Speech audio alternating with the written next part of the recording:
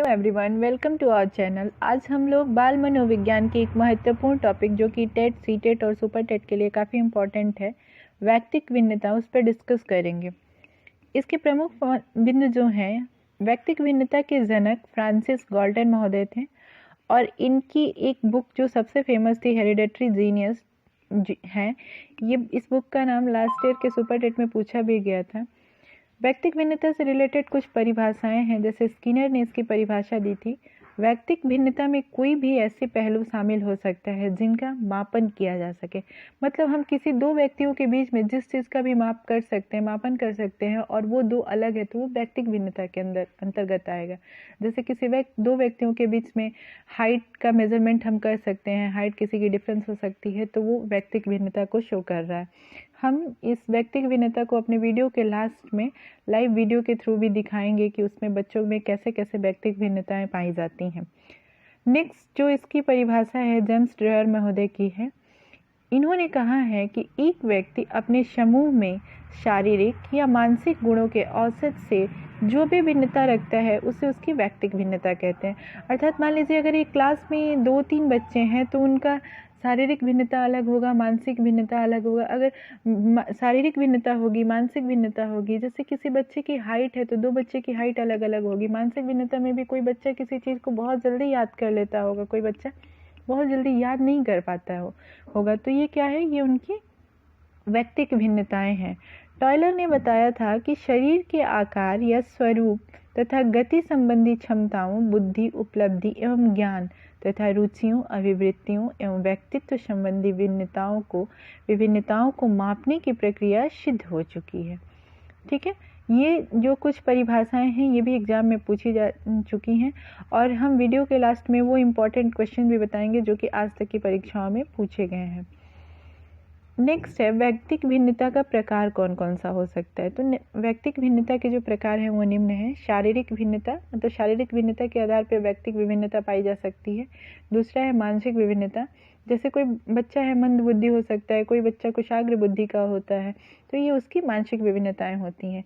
तीसरा होता है संवेगात्मक विभिन्नता, जैसे कोई बच्चा बहुत दयालु होता है, कोई पर्सन दयालु हो सकता है, कोई बहुत क्रोधी स्वभाव का होता है, तो ये उसकी संवेगात्मक विभिन्नता के अंतर्गत आएगा। व्यक्तित्व आधारित भिन्नता, यानी कि किसी की खुली विचारधारा होती है, बहुत फ्रैंक होता है, और कुछ लोग होते हैं बहुत रूढ़िवादिता में जीते हैं, तो ये उनकी व्यक्तित्व आधारित भिन्नताओं में आ जाता है। अब हम देखेंगे कि व्यक्तित्व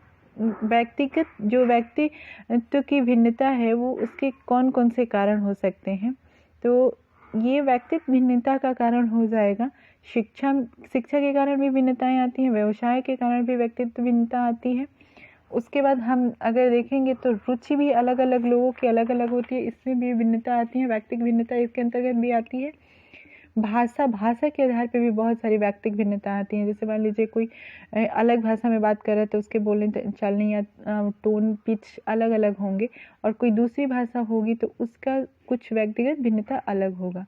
संस्कृति के आधार पे भी बहुत सारी भिन्नताएं होती हैं, दृष्टिकोण के आधार पे भिन्नता होती है, वंशानुक्रम के आधार पे भी भिन्नता होती है, पोषण के आधार पे भी भिन्नता होती है। अगर किसी बच्चे को अच्छा पोषण मिलता है तो उसकी हाइट जल्दी ग्रोथ करेगी, अगर किसी बच्चों को अगर पोषण कम मात्रा में मिल रहा है तो उनकी हाइट का ग्रोथ नहीं होगा, वैसे ही उनका डेवलपमेंट भी अच्छा नहीं हो पाता है। क्षमता के आधार पे भी व्यक्तिगत भिन्नता होती हैं। बुद्धि के आधार पे भी बच्चों में हम लोग बहुत व्यक्तिगत भिन्नता देखते हैं, जैसे कोई बच्चा मंद बुद्धि बालक हो सकता है, कोई बच्चा तीव्र बुद्धि का होता है। तर्क शक्ति के आधार पे भी भिन्नता होती हैं। समस्या समाधान, रीति रिवाज, खान पान और लिंग के आधार पे भी व्यक्तिगत भिन्नता मिलती है। अब हम नेक्स्ट टॉपिक में देखेंगे कि शिक्षा में व्यक्तिगत भिन्नता का क्या क्या उपयोग है। तो अगर हम देखते हैं कि किसी का व्यक्तिगत भिन्नता, अगर हम सोचें कि ये अगर अभिशाप है तो ये अभिशाप नहीं। अगर हम सोचेंगे कि किसी क्लासरूम में बहुत तरह के बच्चे हैं तो ये हमारे लिए प्रॉब्लम क्रिएट कर सकता है या ये हमारे लिए अभिशाप है, तो ये अभिशाप बिल्कुल नहीं है, बल्कि ये एक वरदान के तौर पे है। क्योंकि अगर क्लासरूम में अलग अलग तरीके के बच्चे रहेंगे तो और भी हम अपनी शिक्षा को इंटरेस्टिंग बना सकते हैं अलग अलग बच्चों के थ्रू, और बच्चों में एक अलग अलग तरीके का भी डेवलपमेंट बहुत जल्दी होने लगता है, क्योंकि वो दूसरे बच्चे को देख के भी बहुत सारी चीज़ें सीखते हैं। इसमें है बहुउद्देशीय विद्यालय, जिसमें कि जैसे कि सभी बालक जो होते हैं वो एक पाठ्यक्रम को, एक सिलेबस को पसंद नहीं करते हैं, तो उनके लिए विषयों का विकल्प होता है। जैसे कि अगर हम किसी बोर्ड में देखते हैं तो 9th-10th में जब बच्चे जाते हैं तो उन्हें अलग अलग विषयों में सेलेक्ट करने के लिए बोला जाता है। लाइक आप इंग्लिश ले सकते हो, इंग्लिश नहीं ले सकते हो, मैथ्स ले सकते हो, मैथ्स के बजाय आप साइंस ले सकते हो। ये सब चीज़ें भी चूज़ करने के लिए वो ऑप्शनल होती हैं उनकी। उसके बाद होती है क्रम संख्या की कक्षा। जैसे अगर मान लीजिए एक क्लासरूम है तो उसमें बहुत सारे बच्चे अगर एक साथ बिठा दिए जाएं तो जो टीचर होता है वो सारे बच्चों पे अपना ध्यान केंद्रित नहीं कर सकता है। इसलिए एक नियत जो संख्या है वो निर्धारित कर दी जाती है 30 to 35, जो कि बच्चों के एक क्लासरूम को अच्छे से टीचर हैंडल कर सकता है। नेक्स्ट है आपका मूल्यांकन के आधार पे मूल्यांकन की अलग अलग विधि का प्रयोग करना। जैसे बच्चे का अगर हम मूल्यांकन कर रहे हैं तो ये नहीं कि कोई बच्चा अगर एग्जाम में बहुत अच्छे नंबर ला दे रहा है तो उसकी मानसिक बुद्धि कम है या मानसिक बुद्धि बहुत अधिक है, ऐसा नहीं हो सकता। तो हम अलग अलग बच्चे के मूल्यांकन अलग अलग विधियों से करेंगे, ठीक है। नेक्स्ट है गृह कार्य। बालकों के मानसिक बौद्धिक स्तर को ध्यान में रखकर ही गृह कार्य देना। जैसे कोई बच्चा अगर कुशाग्र बुद्धि का है तो वो ज़्यादा होमवर्क भी कंप्लीट कर सकता है, लेकिन जो मंद बुद्धि बालक है या जो क्वेश्चन धीरे धीरे करते हैं तो वो बच्चे बहुत जल्दी अपना होमवर्क नहीं कर सकते। इसलिए बच्चों के स्तर को देख के ही उनका होमवर्क भी देना चाहिए। अब इसमें होता है व्यावसायिक प्रशिक्षण में विकल्प होना चाहिए। जैसे अगर मान लीजिए कोई बच्चा है, अगर वो इंजीनियरिंग की पढ़ाई करना चाहता है या कोई MBA करना चाहता है तो वो उसकी शिक्षा के आधार पर उसे कुछ चूज़ करना चाहिए कि वो किस क्षेत्र में अच्छा कर सकता है और वो किस क्षेत्र में जाना चाहता है। उसके बाद रुचियों में भी वही बात है कि विद्यार्थी की पसंद अलग अलग होती है, तो हमेशा उसको पढ़ाई में अपनी रुचि के अनुसार उसे काम करना चाहिए।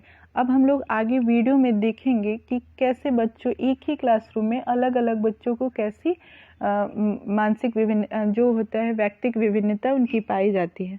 अब ये कुछ क्वेश्चन है जो कि प्रीवियस ईयर एग्जाम्स में पूछे गए हैं। जैसे पूछा गया था कि हेरिडेटरी जीनियस किसकी बुक है, तो हेरिडेटरी जीनियस जो है वो गाल्टन महोदय की बुक है, फ्रांसिस गाल्टन महोदय की बुक है। ये लास्ट ईयर के सुपरटेट एग्जाम में पूछा गया था। उसके बाद व्यक्तिक विभिन्नता के जनक कौन है, तो व्यक्ति विभिन्नता के जनक गाल्टन महोदय हैं, ठीक है। नेक्स्ट है बुद्धि का पहला अध्ययन कौन किया था, तो बुद्धि का पहला अध्ययन भी फ्रांसिस गाल्टन महोदय ने ही किया था। Thanks for watching this video. Please do like, subscribe and share this channel.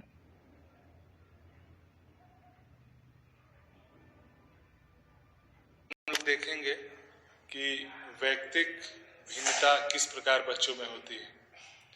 कद काठी के आकार में आप लोग देख सकते हैं यह सभी बच्चे कक्षा 1 के हैं। किसी की ग्रोथ ज़्यादा हुई है, किसी की ग्रोथ कम हुई है। रंग रूप के आकार में देख सकते हैं, कोई देखने में फेयर है, कोई देखने थोड़ा सा सांवला है। इस अनुसार हम लोग व्यक्तिगत भिन्नता को समझ सकते हैं कि हर बच्चों का विकास दर, हर बच्चों का विकास की प्रक्रिया अलग अलग होती है। हम लोग एक एक करके देखेंगे, एक एक करके बच्चों को उनका नाम पूछेंगे। क्या नाम है तुम्हारा?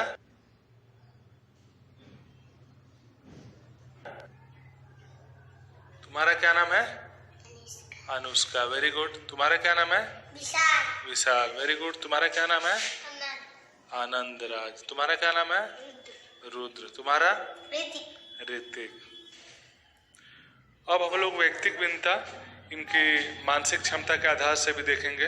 अभी हम कोई बात बताएंगे और देखेंगे कि यह बच्चे किस तरह से उसका रिस्पॉन्स कर पा रहे हैं कि नहीं कर पा रहे हैं।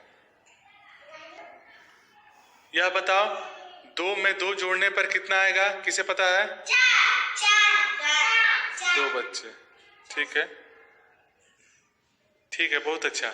अब एक हिंदी का प्रश्न पूछ रहे हैं, ये बताओ गौ के बाद क्या आता है? एक आदमी कोई बताए, गौ के बाद क्या आता है? घ। तुम बताओ जिया, चौ के बाद क्या आता है?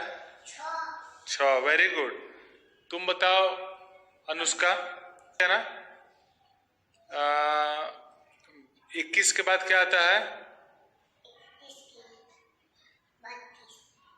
21 के बाद 22, वेरी गुड। तुम बताओ आनंद राज, 23 के बाद क्या आता है? 24, वेरी गुड। तुम बताओ 4 में 10। Very good. तुम बताओ अनुष्का, अगर हम 4 में 5 जोड़ते हैं तो क्या आएगा? 9। Very good. तुम बताओ विशाल, अगर हम 6 में 8 जोड़ेंगे तो क्या आएगा? नहीं। तुम बताओ आनंदराज, 6 में 8 जोड़ेंगे तो क्या आएगा? यह बच्चा देखिए, यह बच्चा जो है